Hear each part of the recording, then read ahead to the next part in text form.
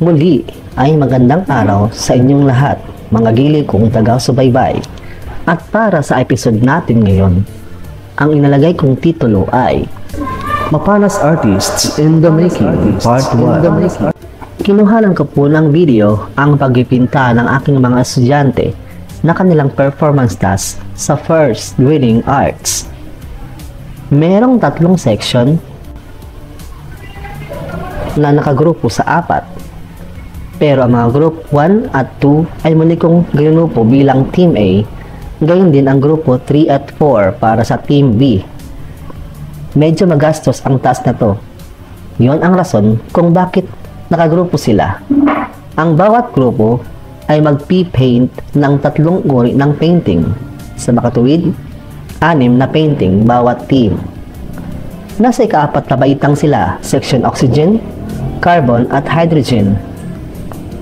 Bago sila magsimula, ay binigyan ko na sila ng instructions para sa mga gagamiting material. Ang canvas na may 12 by 14 inches ang sukat, mga paint at paintbrush, at syempre mga canvas stand. Kaso mga pasaway talaga ang iba. Hindi dinala ang kanilang canvas stand. Nung iba naman may stand nga, di naman ginagamit ay sus. 5 uri ang painting ang kanilang gagawin: Impressionism, Expressionism, Abstractionism, Pop Art o Popular Art, at Op Art o Optical Art.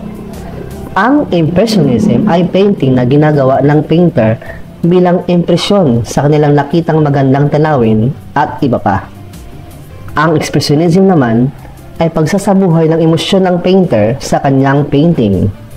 Ang Abstractionism ay lohikal at rational, hindi masyadong halata ang tema ng painting.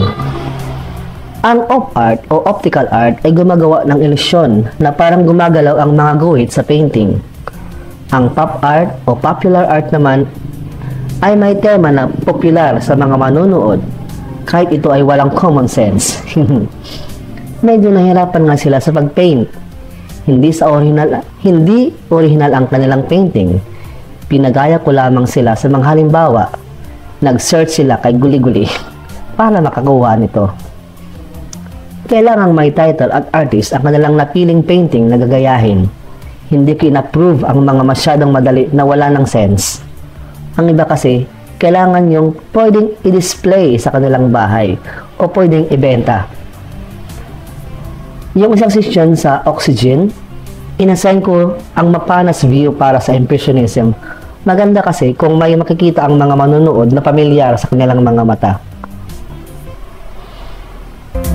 At dito ko po natapos ang aking maikling vlog. Salamat sa panonood!